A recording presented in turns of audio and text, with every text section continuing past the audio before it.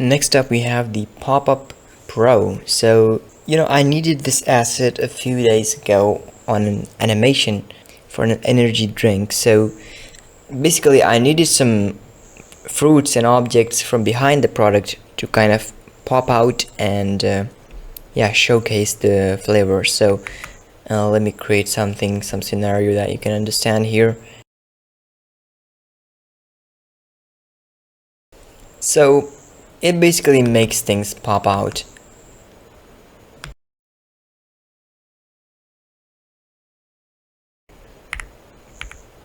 So yeah, I like ingredients and stuff like that behind the product, and or making things pop out in your scene just without animating them really. So you just turn them on, all of them, and change the frame seed value.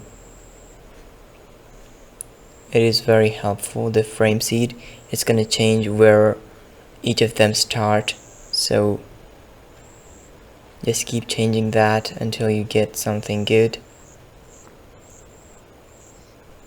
So I'm gonna play this now.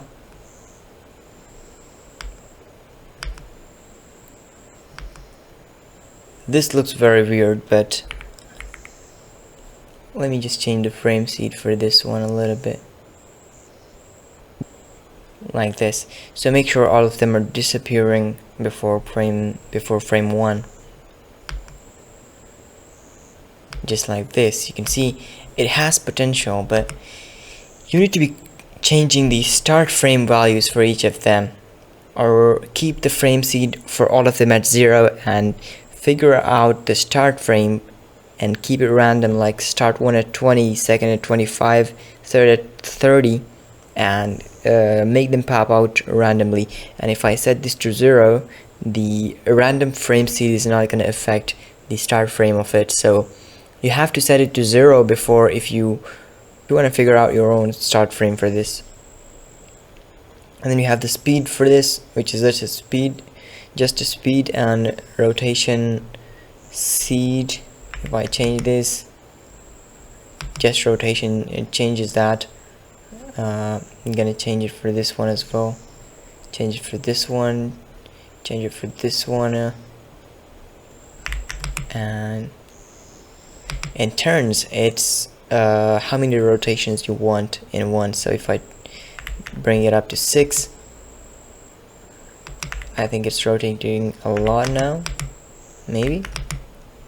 Yeah, it is rotating a lot, and we don't want that, so just bring it down.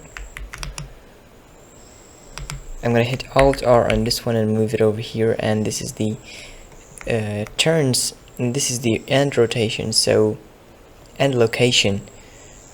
So let's say this one is popping out from the bottom to the top like this, and the end location on the z-axis is 1. If I bring it up, you can see if I play it now, it's moving up over there. So yeah, it affects the whole animation over here. Then we have random start range. It looks sad how much random do you want the starts of each one, and then it basically looks at the frame seed as well. Then there's a translation offset, so if you wanted the product to rotate first and then translate, or translate first, this is the offset between that. Then we have the end scale, which is the final scale of the product when it scales up, just like this. Yeah, and then you have the origin, translation, and rotation. This is just the starting offset of everything. So yeah, I'm just gonna delete these objects. This was probably the most unpleasant demos of all of these, but you are gonna need it one day.